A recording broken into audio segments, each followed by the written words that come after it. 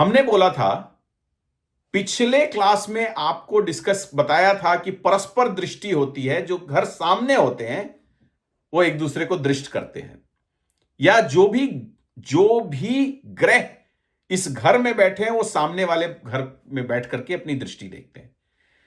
आज हम बात करेंगे कि ये जो 3 ग्रह हैं इनको जो विशेष दृष्टियां मिली हैं, यानी एक साथ, या जो सामने वाले घर हैं उनको तो सभी देखते हैं, लेकिन सामने वाले घर के बावजूद ये 3 जो हैं ग्रह, जो कि गुरु, जुपिटर, मंगल, मार्स और शनि, सैटर्न, इनको विशेष दृष्टि मिली है, स्पेशल दृष्टि मिली है। पहले गुरु की बात करते हैं।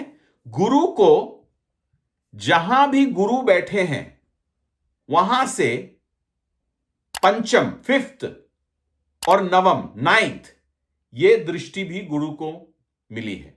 यानी इस चार्ट में जब आप एग्जाम्पल में देखेंगे तो गुरु यहां बैठे हैं। इस चार्ट में गुरु चौथे घर में बैठे हैं, 4th हाउस में बैठे हैं। 4th हाउस में बैठ करके गुरु अष्टम भाव को दृष्ट कर रहे हैं और 12th हाउस या 12वें भाव को दृष्ट कर रहे हैं, स्पेशल दृष्टि से।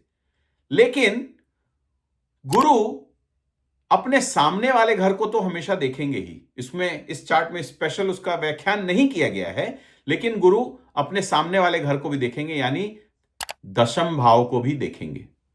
अब ये गिनती कैसे की? जहां बैठे हैं उसको नंबर 1 बोला, यानी पंचम भाव, और यहां से 9th हाउस को देखेंगे।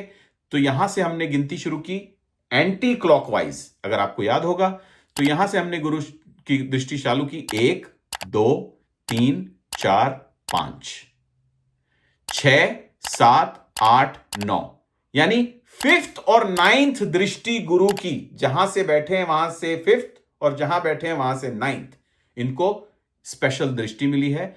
और सामने वाले घर को तो देखेंगे, यानी इस चार्ट के ऊपर हम कह सकते हैं कि गुरु चौथे घर में बैठ के अष्टम भाव को, दशम भाव को और 12वें भाव को देख रहे हैं। आपको यह दृष्टि समझ में आनी चाहिए। अब एक और एग्जाम्पल ले लेते हैं। मंगल को स्पेशल दृष्टि जो मिलती है वो मिलती है 4th और 8th, एक साथ के अलावा, मतलब सामने वाले घर को देखने के अलावा चौथा।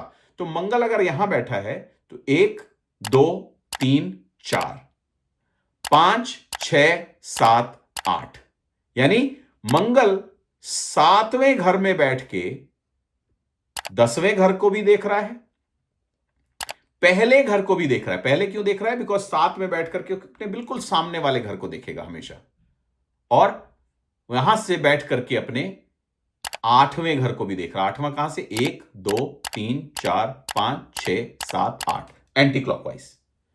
तो मंगल जो है उसको विशेष दृष्टि मिली है 4थी और 8वीं। और शनि का अगर हम एग्जाम्पल देखें यहां, तो शनि को 3री और 10वीं दृष्टि मिली है। और एक साथ तो हमेशा ही होती है, जो सामने वाले घर को तो हमेशा मिलती है। तो पहले सामने वाले को देख लेते हैं इस शनि वाले में, यानी शनि पहले घर में बैठ के 7वें घर को जरूर देखेगा इस एग्जाम्पल में।